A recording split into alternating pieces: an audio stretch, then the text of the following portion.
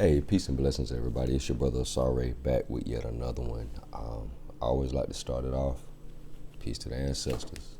I mean, appreciate the contributions of the ancestors. You know what I'm saying? From Big Mama, Big Daddy, you know what I'm saying? The patriarchs of our families, all the way back to, the ancient ancestors. However, you can't get to the ancient ancestors without first acknowledging, grandma, granddaddy, all them. So, peace to the ancestors as far as that, their contributions.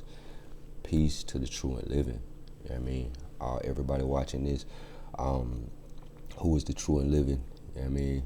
If you've been watching this, tuning in, locked in, you are the true and living. Peace and blessings to you. Peace to the gods. Okay, so today we're gonna keep going down this, I would say, an extended thought experiment. We're gonna keep kind of moving down this path. Today we're gonna have it's another interesting piece, as I always like to say. We have, I don't know, the subject that we're gonna talk about today. We're gonna talk about religious sacrifice. All right.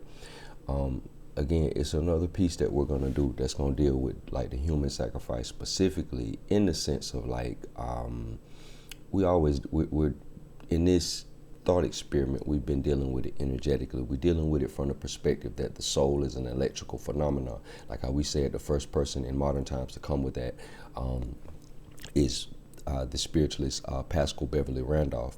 Now, in that electrical framework, we filter it through something closer to Tesla's physics.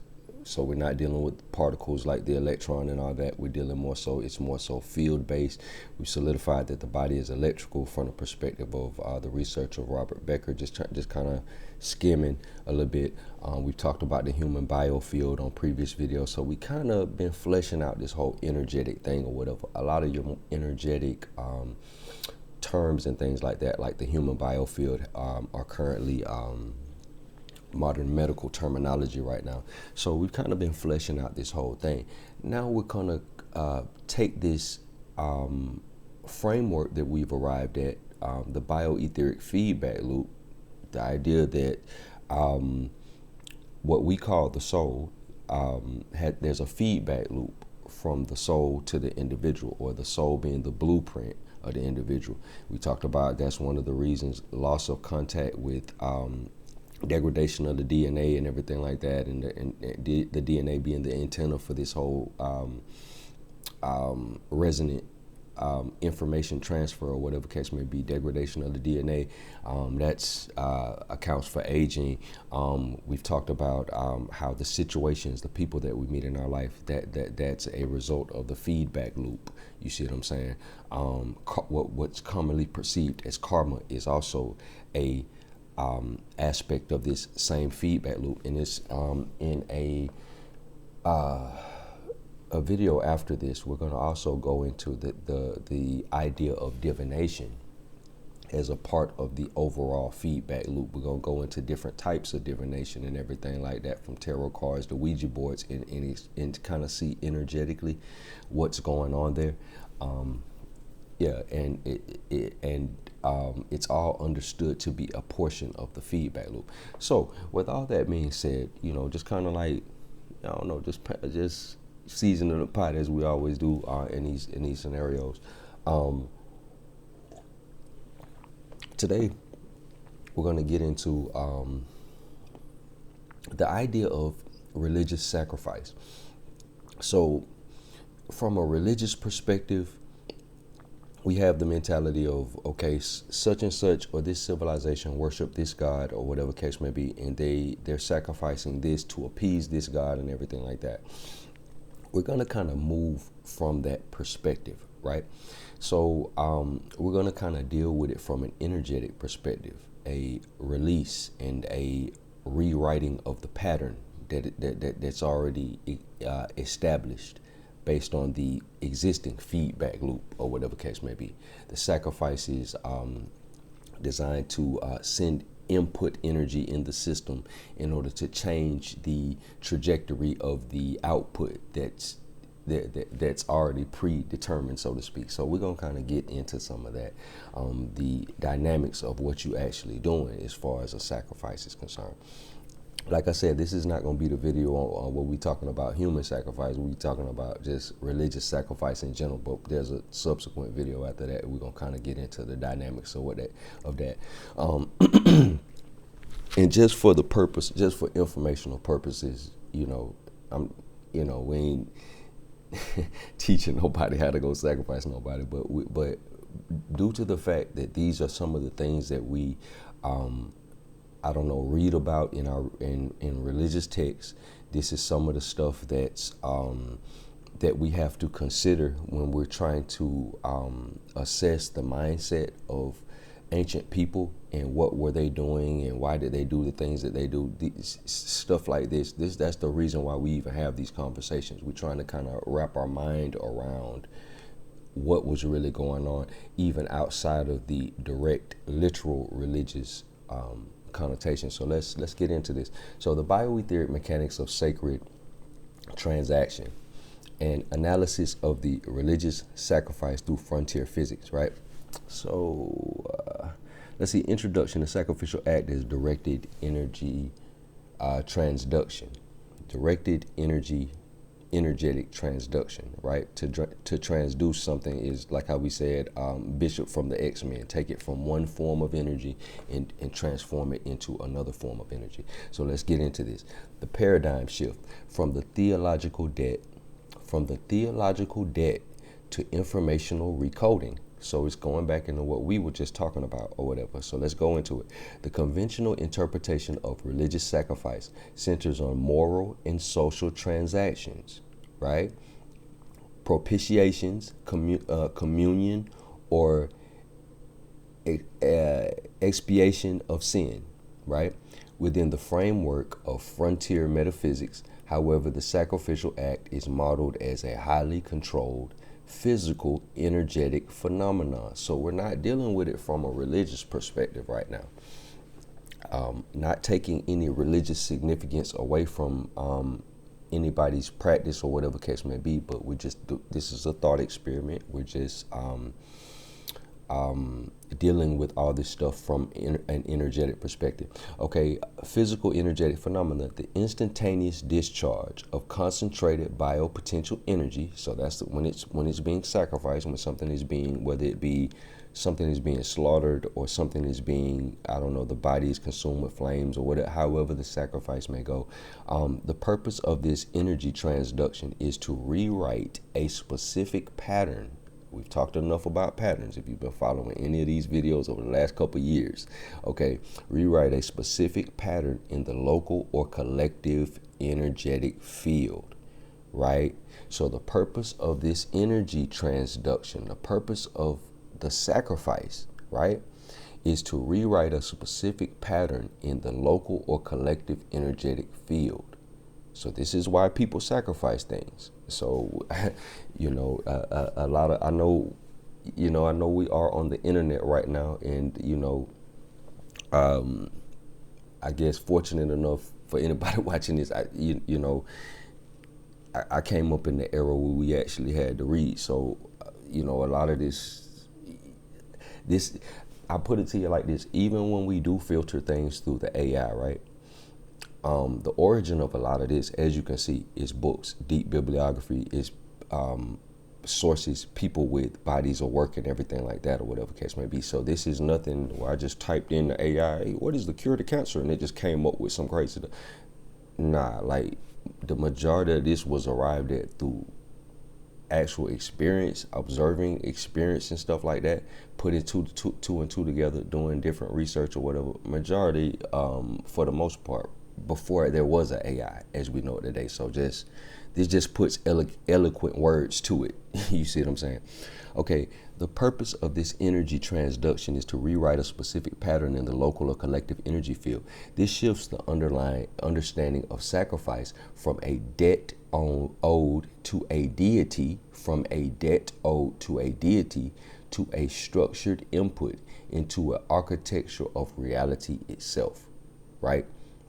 So it shifts it from being about a specific deity to an architecture of reality itself. So basically, I'll say it like this. In a video after this, I ain't gotta yell at the camera. I'm talking like this. I ain't gotta yell at the camera. I gotta speaking into the mic, and also I'm still making that adjustment, y'all. But it renders the deity similar to that of an archetype. And in other videos, the conversation comes up that archetypes are similar to like primordial software, like mental software and everything like that. So we'll get into that as this continues. This analysis establishes a 4-variable model to explain the operational efficiency of ancient sacrifice, the bio-etheric feedback loop, the information medium, conscious expectation, the patterning signal. So the conscious expectation of what you expect to gain from the ritual is the patterning signal. Sympathetic resonance, the targeting mechanism. So you seek to resonate with whatever deity or whatever frequency of energy, you see what I'm saying, that is supposed to give you whatever you're trying to gain from the ritual. And the geometric amplification, the power boost. These variables interact with a formalized system of energetic physics where the outcome is predictable based on the alignment and intensity of the input factors. Okay, establishing the bio-etheric feedback loop as the operative model. The bio-etheric feedback loop provides the necessary substrate for translating internal intention into external material reality changes. So this is what you're trying to do when you doing some form of sacrifice. You're dealing in this same feedback loop. This is the science behind the whole ritual thing, or whatever case may be, sacrifice and everything like that.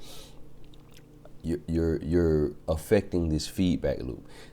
The bio-etheric feedback loop provides the necessary substrate for translating internal intentions into external material reality changes. So you're trying to rewrite the program.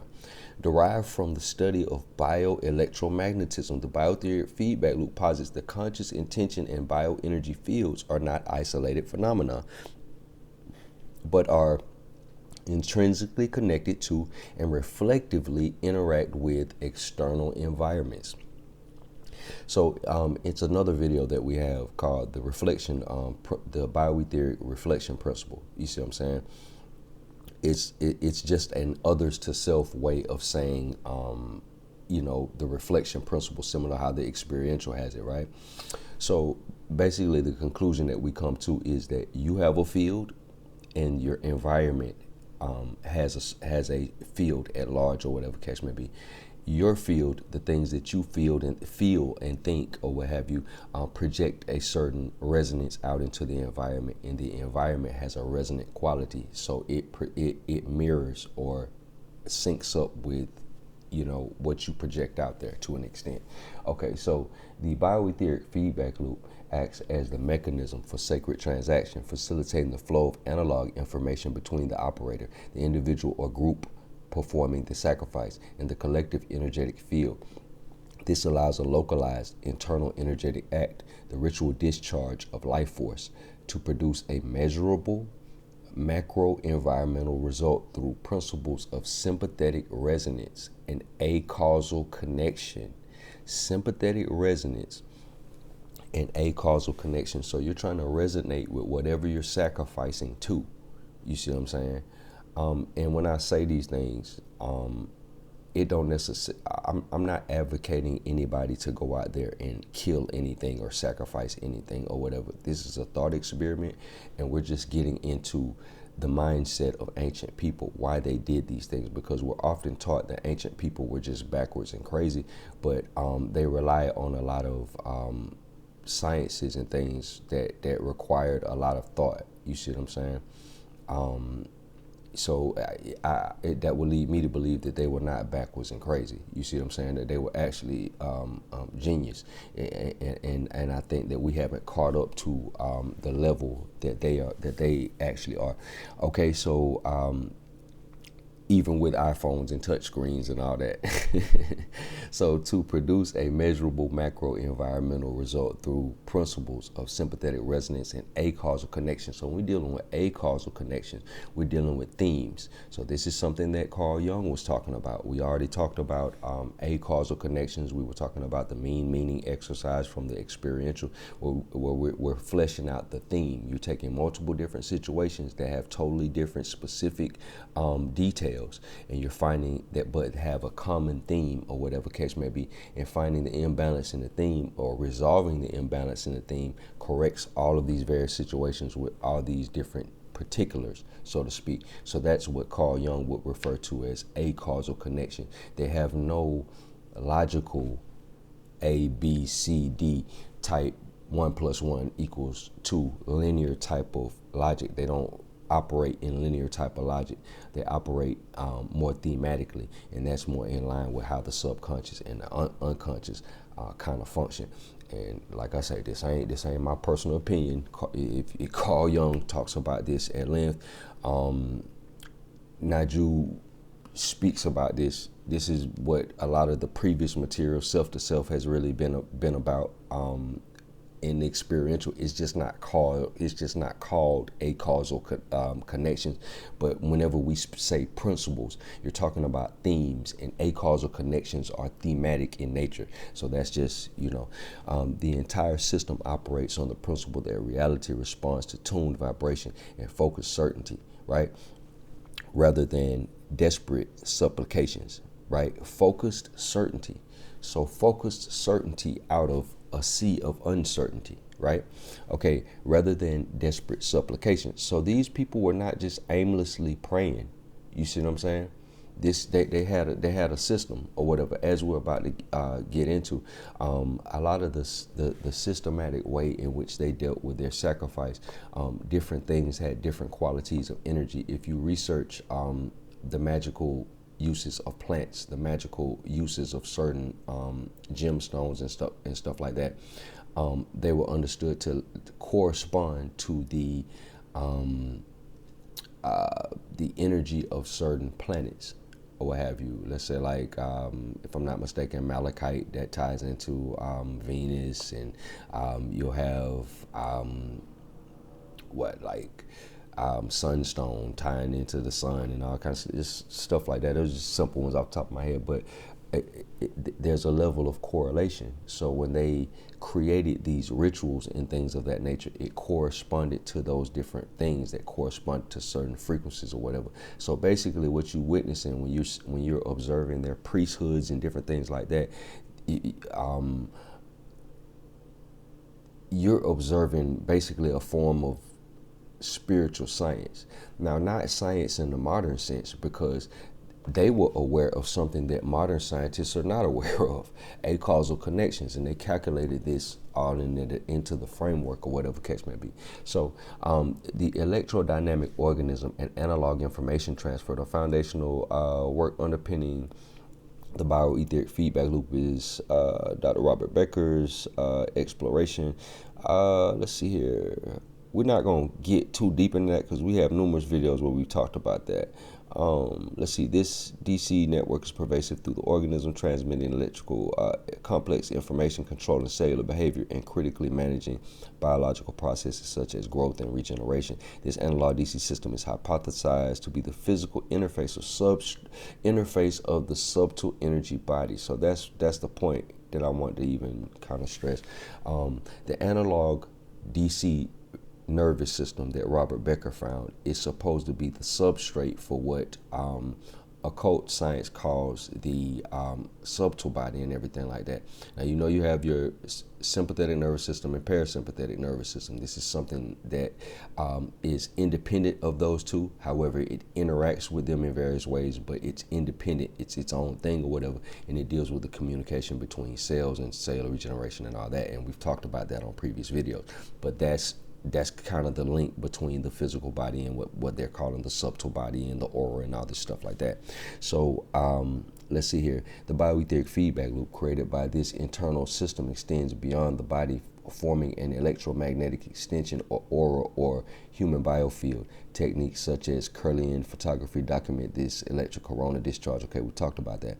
Okay, modeling the sacrifice, energy impulse, the high voltage spike. Okay, let's get into the sacrifice part. Okay, the efficacy of sacrifice relies on the sudden, intense release of concentrated life force into the local bioetheric feedback loop. Okay, Becker's research is instructive here. He established a specific negative electrical currents triggered cell de-differentiation. Okay, cell de-differentiation, if you go back to other videos or whatever, that's when the cell ceases to be there's an electrical impulse that comes in, and the cell ceases to be hypothetically a kidney cell and it turns into a stem cell, and reclassification is when it becomes a neuron or something like that. I'm just doing a hypothetical. Essentially unlocking the cell's genetic potential to return to a primitive state and redifferentiate. If the organized DC current represents the cohesive informational structure of life, the instantaneous and violent succession of life, the sacrifice releases the totality of the DC charge in an acute, uncontrolled spike. Okay, this immediate discharge of energy floods the local bioetheric environment with raw, de-differentiated informational potential. Okay, the scale of this released energy, the sheer magnitude of organized biological potential suddenly liberated, is the value of the sacrifice. It constitutes the massive singular energetic input. Okay, so peep this. Okay, so it's talking about releasing some bioelectromagnetic energy. So that would be, let's say, like this moment of sacrifice, whatever case may be. Okay, let's see. It constitutes the massive singular energetic input required to overcome the inertia inherent in established reality patterns, enabling a significant, rapid change in the macro environment.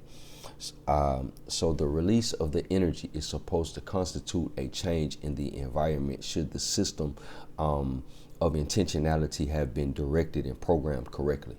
Basically what it's saying. The measurable effects of intense psychic and energetic acts confirm that the bioetheric feedback loop is highly responsive to dramatic input. It's highly responsive to dramatic input. So the bioetheric feedback loop, when something on our human side, it's a feedback loop from what we refer to as the soul of the blueprint to the physical organism. And there's one back from the physical organism to the actual blueprint. So when the physical organism experiences some sort of high drama, highly traumatic situation or whatever case may be, there's it constitutes a very dramatic input. Like I said, on a subsequent video, we're going to talk about human sacrifice and the difference between an honored victim versus a traumatic death and everything like that, because there's a difference on how the feedback loop actually interprets that.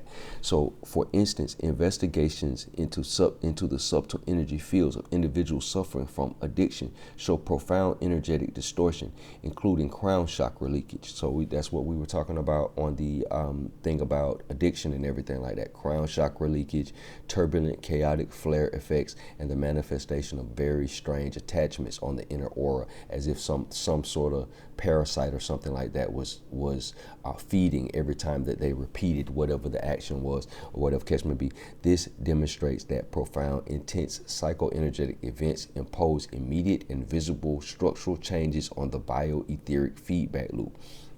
Okay, so by extension, sacrifice is understood as a deliberately induced catastrophic energetic event designed to impose, okay, it's something catastrophic, something that's basically a shock to the system, that's designed to impose a new, highly focused and non-chaotic pattern of intention onto the collective field.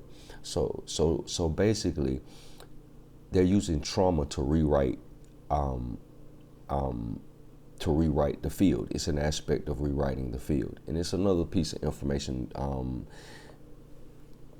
that there are other ways and methods to rewrite the field. It's some other information about impregnation of space and all that, but we'll get into that by and by. But let's see, requiring an energy pulse powerful enough to overwrite localized energetic distortions or reverse macrokarmatic flow, right? So basically, the existing feedback loop has a particular momentum to it, or whatever case may be, from things that have been done in the past or what have you. This so-called sacrifice or what have you is designed to rewrite that or whatever. And that's an interesting thing when we talk about, this Hollywood stuff or whatever case may be, and those hypothetical alleged sacrifice, however the case may be, you may be taking a regular person or a fairly talented person, but they don't have the trajectory of mega stardom or whatever case may be. After some hypothetical alleged ritual, whatever the scenario may be, it rewrites the trajectory of their life or whatever case may be at a nominal cost, apparently. So, but that's okay. So that's so far what we've gotten out of this. Okay, so sacrifice as karmatic re-encoding. Central to the bioetheric feedback loop model is the concept that karma is not solely a moral consequence, but a demonstrable pattern of information. Karma manifests as a structural structural imprints carried in energy and consciousness. Remember we talked about we were going into the human biofield, some Eileen Day McCusick stuff. She was talking about how it basically stores memory. The human biofield stores trauma and memory and everything like that. She was talking about the different layers of the biofield that she goes through with the tuning forks and everything like that. And we also said that we were talking about the ether, and another word for the ether in Vedic cosmology is called Akasha, right? Akasha is associated with the Akashic records, right? Remember we said that everything that we're talking about scientifically on paper, it looks one way on paper, but it has an experiential counterpart. Remember how we were talking about the ether to us would be uncertainty or what have you. But also the information that's stored in the human collective unconscious is a portion of the information that's actually in the ether. So don't that sound, it sound like the Akashic records, don't it? So yeah, so that's kind of what we been getting at. Salud.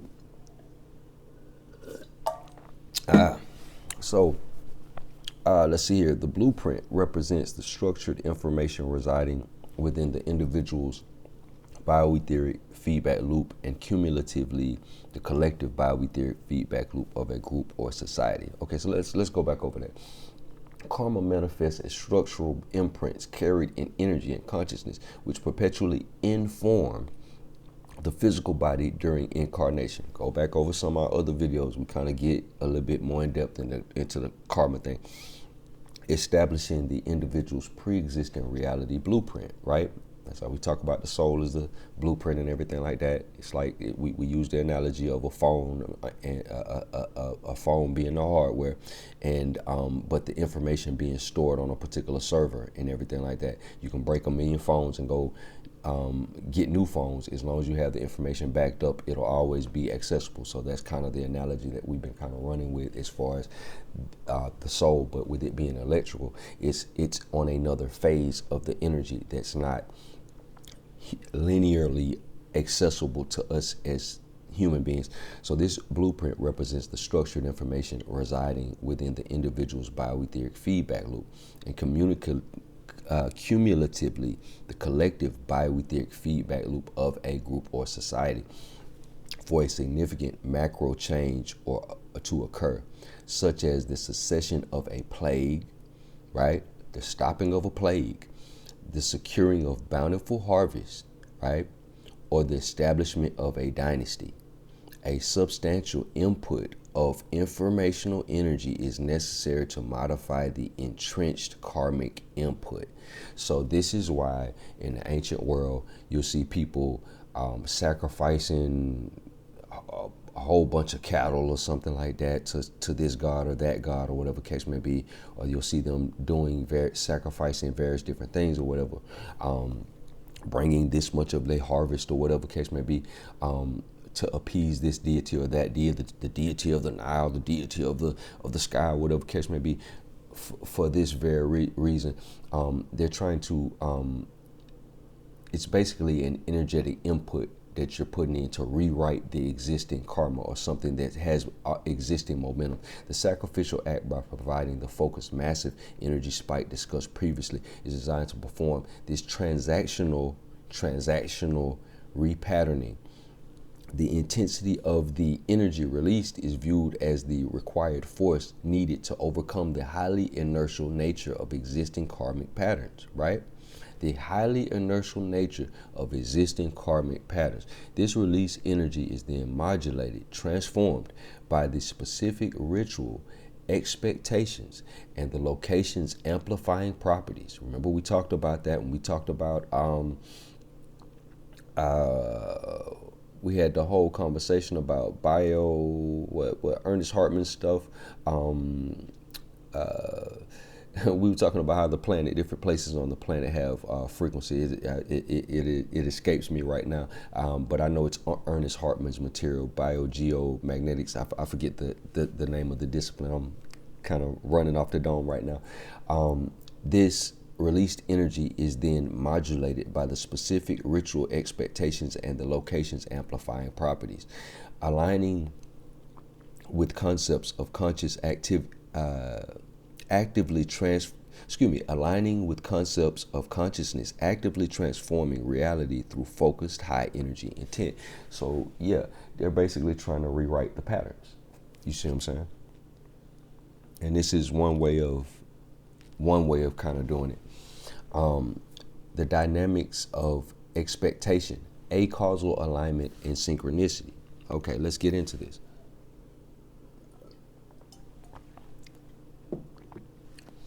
Expectations as a directed frequency. Okay, so the directed frequency, this is the expectation of what he's saying. The successful fulfillment of a sacrifice depends entirely on the fidelity and intensity of the intention or expectation, which serves as the directional frequency signal. Metaphysical models suggest that manifestation, the desired sacrificial outcome, if it is achieved not through passive worship or supplication, right?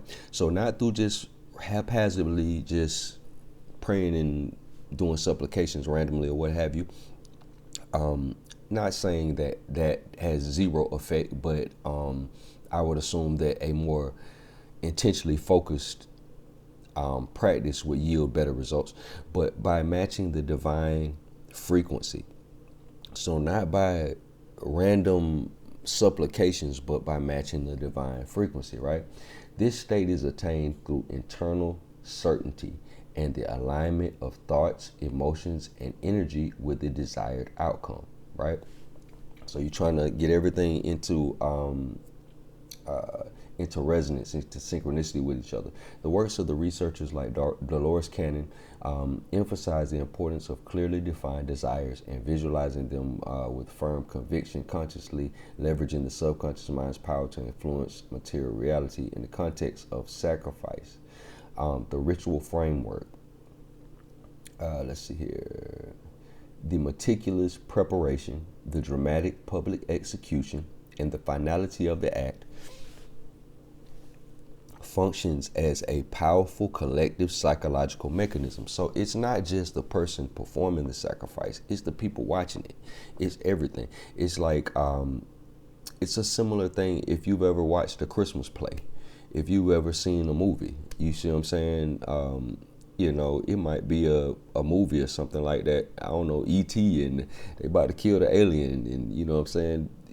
People get misty-eyed in the audience and stuff like that. It brings some. Everybody's participating, you know, in the ritual just by observing it, just by being in the presence or whatever. It has a field, so to speak. Let's see. This process is engineered to instill absolute unambiguous certainty in the participants, thereby tuning the resulting energy discharge to match the specific God vibration or high frequency archetypes like primordial software, right, associated with the desired outcome. So, okay, so let's go back. Okay, in the previous video when we were talking about the Bardo states, we talked about what archetypes kind of are, or whatever case may be. Manifested standing waves as far as the in the individual field or what have you, that manifests as stable vortexes in the ether or what have you. Let's see here. Those particular stable vortexes in the ether are described as, in the grand scheme of things, it's the fabric of reality is always trying to heal itself. So the difference between the perfection of the blueprint in our world, there's a differential between that. So there are things within the continuity of the ether that are constantly trying to kind of like bring that closer together and kind of iron out the discord or whatever case may be. They manifest to us as far as our psyches, our mind, our human experience. Remember I said all of this has an experiential counterpart as these archetypes and everything that we look to for spiritual guidance and things of that nature. And I know we're talking about it from an electrical perspective. Again, I'm not trying to cheapen anybody's religious experience. We're just adding another layer onto it. Okay, so yeah, the universe is in this model responds not to words of desperation, but to the vibrations of certainty, right? So let's get into Carl Jung, Jungian synchronicity, the acausal fulfillment mechanism. Okay. Once the high frequency expectation is broadcast via the bioetheric feedback loop discharge, because everything you think and feel is a broadcast. It's a part of the feedback loop and it's affecting the blueprint, and the blueprint gives you feedback or whatever constantly. You see what I'm saying? Yeah, so the mechanism by which the desired outcome is realized is understood through Carl Jung's perspective of synchronicity, right? Synchronicity and serendipity. Synchronicity describes events that coincide in time and are meaningfully related. I thought about such and such and she called me or whatever case may be. You know what I'm saying? I was just thinking about such and such, and I went to the store and they was at the store on aisle 6 getting groceries. You feel me? But which lack any discoverable causal connection. I didn't call them, I didn't send them a letter, I didn't tell them I was gonna be at the store at this time, but we just, wow, that's a coincidence. You see what I'm saying? No such thing. Okay. But there's no discoverable causal connection in the linear physical sense. The massive psychic discharge generated by the sacrificial expectation does not generate a conventional physical chain reaction. It does not generate. So basically what it's saying is that the result of the sacrifice does not generate a linear causal chain or whatever case may be.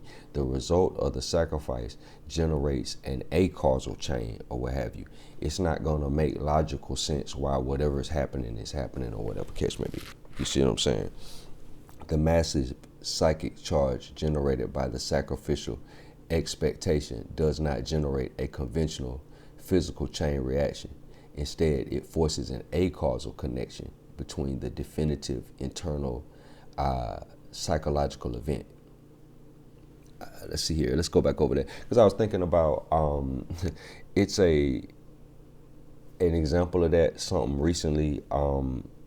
The brother, if anybody familiar with him, the brother 607 Unc. He had if anybody familiar with that brother, he has a chalice that he carries around. You know what I'm saying? With him and everything like that. And he was on an interview with another brother, and the other brother kind of pressed him a little bit too hard, I guess, and he knocked over his cup. I think a week later, the brother who knocked over his cup was, I don't know, shooting fireworks or something like that, and he ended up injuring himself, blowing off his hand or something like that. That's just an example of what we're talking about when we say acausal circumstances. There's no linear reasoning for that to happen or whatever. That would be written off from an ego masking perspective, like, oh man, that's just a coincidence. but that's an acausal thing, just using that as an example of what we're talking about. Okay, so Jung proposed that the intensity of a psychological and archetypical activation, such as the highly charged effective environment of a massive ritual, can directly pattern external reality without a conventional physical link, right? Sacrifice creates an undeniable internal psychic shock, the concentrated effective charge that, when amplified and broadcast via the bioetheric feedback loop, triggers the acausal alignment necessary for promised fulfillment, right? Okay. All right, so it's basically talking about the same thing. This is Carl Jung kind of goes into this acausal stuff. We've been talking about this for some time now, or what have you. Divinatory practices serve as a useful analogy for understanding the acausal trigger. Practices like the I Ching or casting lots intentionally rely on synchronistic connections. Principle to link a random external event, the configuration of lots or coins, to an internal, meaningful interpretation of the cosmos. So with this goes back into what we've been talking about, or what have you. Go back to the video where I talked about filtering the dynamics of a fight through symbols, patterns, and principles, and everything like that. Basically, what we were saying is that, and a lot of times, the mind conforms to a system. You see what I'm saying? Whatever your tendencies are, they're going to come out when you're eating a bag of chips. But there's no organized way to eat a bag of chips where you can discern the message that you get from eating a bag of chips, or you dip the chip, or whatever, ever you eat the chip, or whatever case may be. But let's say when you're walking into systems that have parameters and things like that, or whatever, you have a better indication of messages and things of that nature. And that's kind of what this is talking about. It's all coming out of your nervous system as a part of this feedback loop. So divination is an extension of this same feedback loop that we are talking about and have been. However, unlike symbolic divination, which lies on interpretation, sacrifice functions as the most powerful possible casting of lots, a definitive, irreversible, and high energy action that mandates a corresponding synchronistic cosmic response, guaranteed a straight-on counsel with minimal wiggle room for interpretation. Okay, so that's basically you're proactively, what it's saying about sacrifice, you're proactively initiating the feedback loop. You see what I'm saying? And again, like I say, if you're not a part of some kind of tradition that already does this with whatever you got going on, or whatever case may be, I'm not advocating nobody go out and, sacrifice nothing. But all of us have read stories about, from the Bible to, various different religious traditions. Even if we don't actively practice this is something that we've heard about, and this just fleshes out what that is. We hear about this in popular culture, alleged Hollywood sacrifices and all this type of stuff like that, or whatever. I say everything alleged. So this is the energetics of what's even happening, or why a person would even do that. You see what I'm saying? So energetic congruence, planetary resonance of offering and deity, right? The principle of sympathetic resonance and frequency matching. Sympathetic resonance and frequency matching. Okay, so you have, various different concepts, the 7 African powers, you got the, the various different pantheons of deities, the Olympian pantheon, all kind of different deity systems, or whatever case may be. This is kind of like how that breaks down and how that kind of works. Okay, the principle of sympathetic resonance and frequency matching for the energetic spike released during the sacrifice to be effective, it cannot be broadcast indiscriminately. Its unique energetic signature must achieve sympathetic resonance. Sympathetic resonance with the intended recipient, the deity, spirit, or archetypal force, right? The software, which necessitates precise frequency matching. The ability to match these frequencies depend on ancient esoteric knowledge regarding planetary correspondence. Across various ancient traditions, deities, goddesses, and spirits were understood as personifications of astronomical deities, goddesses, and spirits were understood as personifications of astronomical and planetary phenomena, right? A practice known as astrology, you know what I'm saying? I guess idolatry and astrology combined, I guess, exemplified by the Sabians of Haram. I think I have a video that talks about the Sabians of Haram, the Sabian rite of the perfect nature. That's one of the first Sabian videos I did.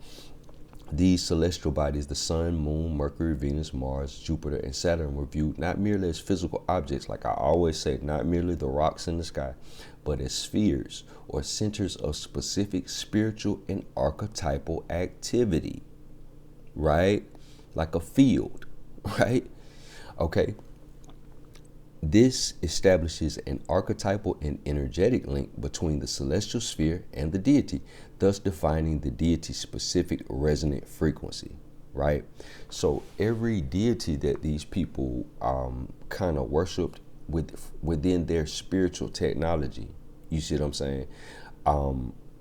It resonated with a particular frequency. You see what I'm saying? It had, in that particular frequency, it had functions. You see what I'm saying? The energy of Mercury has a function. Venus has a function. Mars has particular functions or whatever. The functions are based thematically. You see what I'm saying? So, quantifying the sacrificial input, mapping material and life force. To ensure effective frequency matching, the sacrificial material must possess an intrinsic energetic quality that aligns with the target planetary or deity frequency. This requires meticulous selection based on esoteric correspondence tables, which map everything in nature to celestial bodies.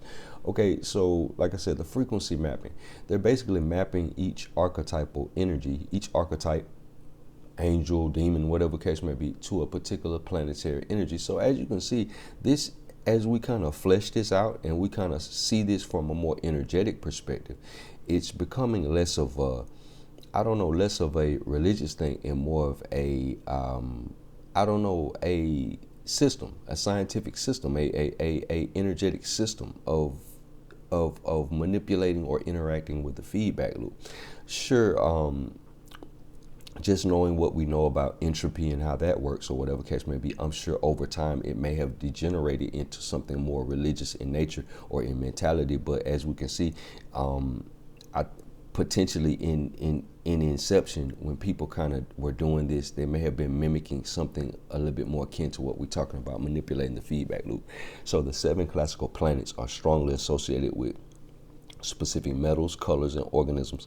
For example, the sun is aligned with gold, Mars and iron, Jupiter with tin, Venus with copper. A ritual seeking success in war, Mars would logically utilize a sacrifice associated with iron, as the specific molecule, element, energy signature of the offering directs the amplified bio-etheric feedback loop energy toward the Martian frequency band.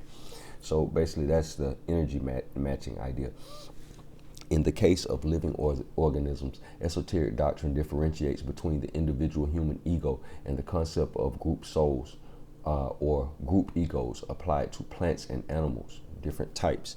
While an individual animal may display idiosyncrasies, its fundamental nature and behavior are defined by the species' collective group soul. Sacrificing an animal extracts a highly concentrated archetypal life force associated with the specific group soul. So if if you got a, if a squirrel represents a particular type of energy, and squirrels are just known for climbing trees and doing things or whatever case may be, if you got a squirrel that carries a briefcase, if you sacrifice that squirrel, he's still the archetype of a squirrel. So, I mean, that kind of bleeds into the whole thing. Like, you can't not be what you are. You see what I'm saying? Energetically, you still fit into a particular, category, whether you kind of like it or not on a certain level. For example, sacrificing a wolf, dog, or bear associated with the martial qualities extracts a specific Martian group soul energy signature, providing the raw polarized energy input necessary for transactions related to conflict or physical will.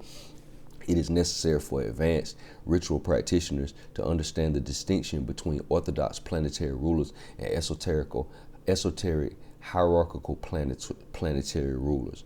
Orthodox planetary rulers, as far as astrology is concerned, and esoteric hierarchical planetary rulers. Okay, like when they start breaking all this stuff down, when you start getting into, let's say, like medieval magic and all this stuff like that, and you getting into all these texts or whatever, and you have all these angels and demons that they listing or whatever, there's a hierarchical order or whatever case may be. You might have so many, I don't know, because you got to understand when you get into the terminology angel and demon, that has a time date stamp. There's a period of time, if you go back so far, that terminology isn't really used or whatever case may be. There are more gods and goddesses and things of that nature or whatever case may be. So even in those hierarchical distinctions, the god will have so many attendants or lesser demons under him or whatever case may be that do particular functions, and there'll be certain hierarchies in the whole nine or whatever. And the power of that particular deity is how you enlist the assistance of the lesser cohorts, so called. So orthodox rulers condition lower level phenomena such as human emotions, physical health, and mood swings. In contrast, esoteric or hierarchical rulers condition the individual or group's aspiration towards spiritual development or enlightenment. A sacrifice aimed at achieving physical wealth would target the orthodox Jupiterian correspondence 10 expansion. However, a sacrifice intended to facilitate a powerful spiritual conversion or collective enlightenment would require matching the higher, more refined frequency of the esoteric Jupiterian correspondence. The selection process is paramount to prevent signal mismatch and ensure the desired synchronistic outcome. All right, so I'm gonna go into what is this? Okay, so it lists a table. We're not really gonna get into all that. Let's see here. So geomancy and geodynamic amplification, pyramids and ley lines. Ley lines as a telluric current conduit. While the Bio-Aetheric feedback loop provides the active mechanism for the transaction, the scale of the macro level sacrificial outcome often requires energetic amplification beyond the power of the organism alone. This amplification is achieved by utilizing concentrated terrestrial energy sources, specifically ley lines, right? All right, so that's why you have churches and temples and pyramids built on certain locations on the planet, because this is a form of amplification of the frequency of whatever you got going on there. Okay, so let's continue. Ley lines are understood with geomantic theory as large-scale structured channels of concentrated telluric currents. The Earth's intrinsic electrical and magnetic flows. These lines are areas where the planet's magnetic field exhibits coherence and informational density, serving as major energetic highways or massive storage depots for the greater planetary bio-etheric field. Okay. Pyramidal geometry as a frequency resonator and transmitter. So it's an interesting thing. As you start getting into some of this, you start to get into shapes and what certain shapes do. The pyramid shape just in itself, with nothing around it or whatever, it just the shape alone concentrates energy, similar to how you'll have certain shapes that do certain things as far as feng shui and everything like that. The surface built upon these powerful conduits must be capable of harnessing and directing this massive terrestrial energy. Pyramids are hypothesized to be potent geometric resonators and energy transmitters, far surpassing their function as simple tombs or monuments. See, when they spent you off when they told you that they were tombs and all that. Okay, this and because in another video that we got coming up, we're gonna go into the whole thing about the whole Egyptian society. Now, as far as Egypt, dynastic Egypt is what we have the most information to kind of go off of. But I'm a, like I always say, with the AI, if I ask the AI a question, it's going to give me a mainstream answer. So if I didn't already do the research, I wouldn't know what to put into the AI for it to give me a decent answer. So when we go into Egypt, we're going to go into some of the, we're going to go into our Gerald Massey, we're going to go into our R.A. Swallow de Lupus, we're going to go into some of our John Anthony West, we're going to go into some of our, Mary C. Clark, you know what I'm saying? We're going to get into some of that type of stuff when we examine Egypt as a society filtered through this.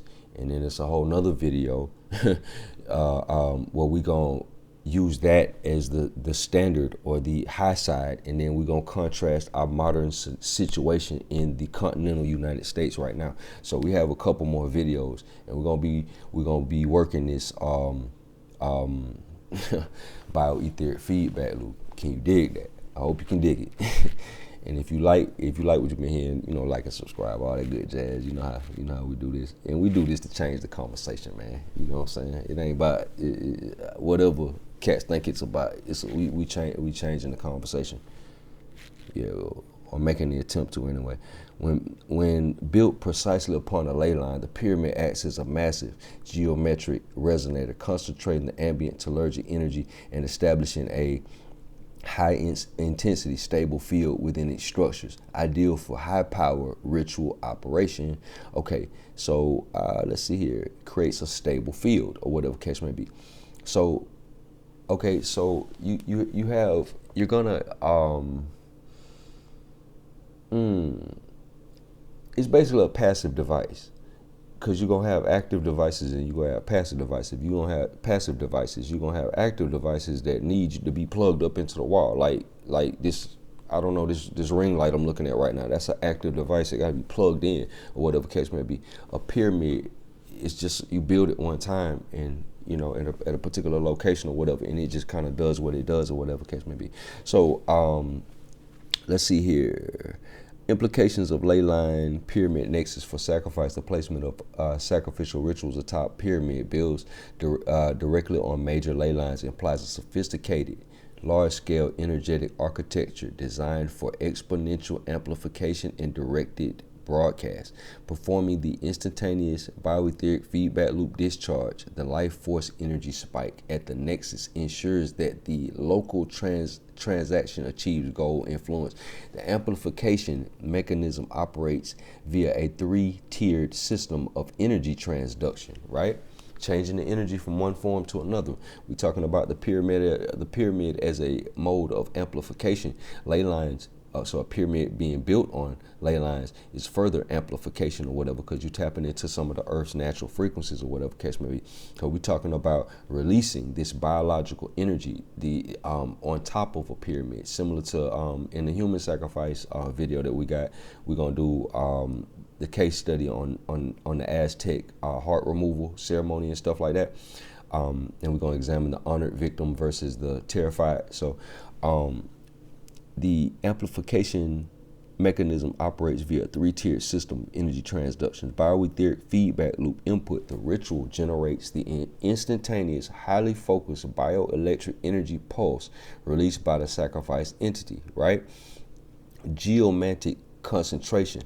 The ley line provides the massive, stable source energy, effectively the planetary power supply that the pyramidal geometry then concentrates and stabilizes. Wow. Resonance and broadcast. The pyramid structure acts as a transducer, utilizing the concentrated terrestrial power to modulate and broadcast the intended informational pattern, the conscious expectation and frequency match. So whatever you're trying to get out of the ritual, to whatever deity you praying to, or whatever case may be, however, or the ancient people were praying to, however, into the collective planetary energetic field, or the ether. This convergence of biological, geometric, and terrestrial energy. So they're sending information into the feedback loop. This is their way of providing an input in the feedback loop.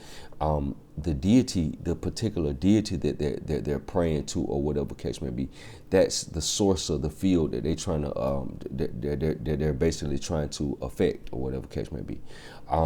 Let's see here. So this may be a part of the reason why they had multiple deity systems. This was almost a form of technology. You see what I'm saying? If they're coming from a more highly spiritual time, or whatever case may be, this is what I'm talking about this being a feedback loop. If they're coming from a time, go back to the video, they're giants in the earth in those days. We were talking about how the melanin in a lot of our spiritual or the melanin in a lot of its functions, the melanin would have been at its maximum potential because the electrical environment on the planet would have been at its maximum potential prior to the Holocene and during the Pleistocene era, or whatever case may be. So a lot of the stuff that was developed during that time, your serpent wisdom, your kundalini, and all that stuff like that, the reason why it looks like that, I'm pretty sure they knew the same stuff I'm talking about now, about there being a feedback loop and everything like that. I'm pretty sure they were familiar with this. Let's see here. Let's see, this convergence, let's see here. Okay, this convergence of biological geometric terrestrial energy explains the necessity of massive scale and precise locations in ancient rituals intended to achieve macro level outcomes such as fertility for entire civilizations or control over large scale weather phenomena. The process leverages the Earth's own inherent power system to achieve the synchronous fulfillment required by the ritual expectation. So I'm pretty sure when the Earth was at maximum electrical potency and everybody's melanin was probably jumping out the gym, as they say, I'm pretty sure these systems, what we talking about, this probably would have been more effective. I'm pretty sure this may have waned toward our era of time. But for millions of years, the Earth was very highly potent in electrical energy. So these systems would have been at their maximum efficacy. So that's just something to think about. The synthesis and implications, the dynamics of macro karmic feedback, the complete energetic equation of sacrifice, the efficacy of sacrificial ritual when modeled through the bioetheric feedback loop framework depends on the complex interaction of input energy, directional intent, and spatial amplification. This relationship can be synthesized into an operational formula. They list the formula: synchronistic output, conscious intent squared times energetic release input, frequency match. So they got that. In this equation, the power of conscious intent, expectation, or certainty, like how we say in the experiential, you have certainty and uncertainty. Uncertainty would be like the akasha. Certainty would be like the prana moving upon the akasha. Is exponentially effective. It dictates the informational pattern that is impressed upon the energetic discharge, serving both as the directional signal and as the psychological mechanism for matching the divine frequency. The energetic release is the high intensity bioetheric feedback loop spike derived from the collapse of the organized biological DC system. So when the DC system of the organism collapses, this creates some sort of energy spike or what have you. Frequency match ensures the transaction is targeted to the correct archetypal entity, planetary deity, because it, depending on what the outcome that you're trying to get, right? Okay, so finally, because in the experiential, we say anything you give your attention to is a symbol. Anything that repeats is a pattern. And you have principles which are non-physical, existing in zero dimensions, but principles are the source of the pattern. Patterns are expressions of principles. So that's kind of like what it's going into right now. This is kind of tying back into what we're talking about when we talk about acausal connections and everything like that, archetypes and all that stuff like that, right? An archetype would be a symbol, but it's ultimately subject to a principle. Let me see here. frequency match ensures the transaction is targeted to the correct archetypal entity, planetary deity. That planetary deity is a symbol for a particular quality of energy. All right. Finally, geometric amplification, the pyramid ley line nexus, increases the range, duration, and potency of the broadcast and ensures the effect registers on a macro karmic scale. Macro scale, energetic and ethical consequences. The use of highly destructive, high energy input in the bioetheric feedback loop system carries significant risk of leakage and field distortion. The sudden release of massive amounts of raw chaotic life force, particularly in highly violent acts such as certain forms of human or mass animal sacrifice, risks polluting the local and planetary energetic field.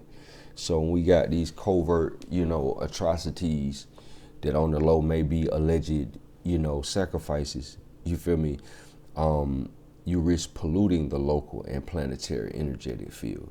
You see what I'm saying? Because we know all politics ain't clean. You see what I'm saying? We watched enough mob movies to know that all conspiracies, all conspiracy theories, it's not a theory, it is an actual conspiracy. We watched enough movies to know and read enough murder mysteries and all that, so we all know how people in the real world get down. So the study of individual energetic pathology provides a valuable analogy when the bioetheric field is subjected to uncontrolled intense states such as those experienced during addiction. The field exhibits structural pathology, specifically crown chakra leakage, turbulent and chaotic patterns. And when they say crown chakra leakage, this ain't some theorized or some metaphysical thing. This is something that they observed. It wasn't with Kirlian photography. It was, I forget the acronym, PIP. I can't remember what the acronym is, but it's a particular form of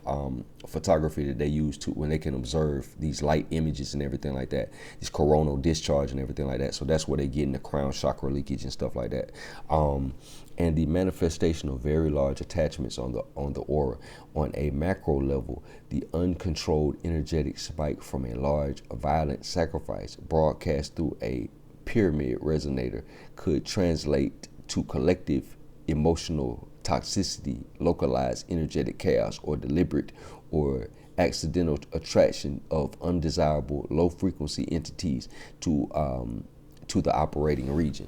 So that could potentially tie back into a lot of our conversations on CERN and everything like that. So this understanding clarifies the eventual evolution towards symbolic and internal sacrifice. The historical shift notably seen in Abrahamic traditions, moving away from blood sacrifices toward wine, incense, or most profoundly spiritual conversion, represents an advancement in bioetheric feedback loop usage. Instead of relying on massive externally disruptive energy spikes, the evolution prioritizes highly controlled, purely internal psychic psychic intensity, faith, conversion, and internal psychological labor, as suggested by Carl Jung in treating addiction, to activate the acausal synchronistic principle. So basically what he's saying, it's similar to the conversation that we kind of be having in the background here on certain videos when we talk about human sacrifice versus that being phased out. You see what I'm saying? Because we often say, like with the Aztecs and the Maya and all that, and Toltecs and all the Mesoamerican cultures that kind of got caught out there with the human sacrifice.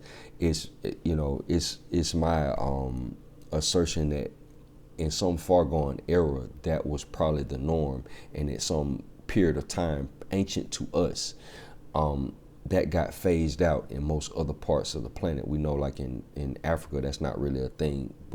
After the Osirian priesthood kind of comes in or whatever, the Twa don't really deal with all that. So yeah, so the transition from the gods needing blood to make the sun come up versus you being able to offer fruit and reverence and praise and things of that nature, kind of where we are in the modern era.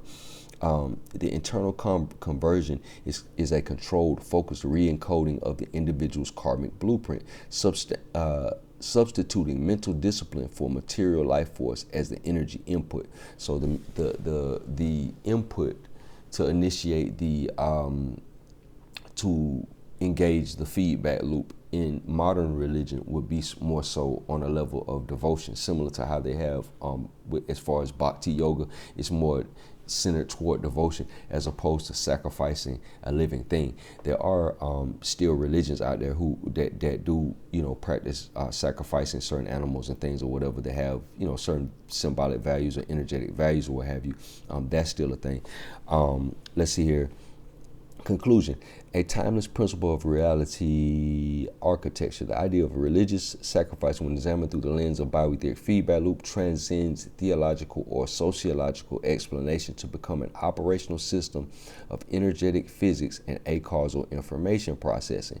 The effectiveness of the ritual is predicated on transforming life force, the body's analog electrical system.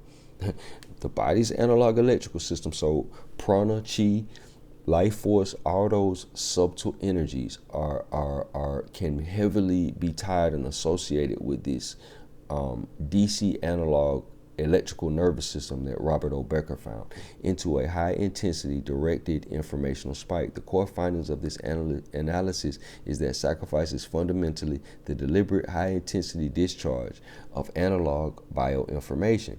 The discharge must be precisely frequency matched to the archetype, entity, deity, or what have you, and for macro level impact is often spatially amplified by the geodynamic architecture, like a pyramid situated on a ley line, to affect a structured change in the collective karmic imprint, right? So that's the purpose of people doing sacrifices. They're trying to change the karmic blueprint. The feedback loop, they've already established a certain level of momentum as far as the feedback loop is concerned, or whatever case may be. Pestilence is coming or something like that. So they do some form of sacrifice or whatever to release a large amount of energy or whatever case may be to kind of distort this. You see what I'm saying? In order to rewrite it. It's funny. I think in DC Comics they're doing something like that now. It's this crossover thing that they got. DCKO, it's something like that. Y'all get a chance to check. If y'all check that out, y'all kind of see what I'm talking about. They trying to, it's a whole storyline with Dark Side and everything like that, and they're trying to do something of this similar thing. They're trying to generate particular qualities of energy or whatever case may be to appeal to a certain Omega type, death type energy. I mean, you'll have to check it out. DCKO is something similar along these lines.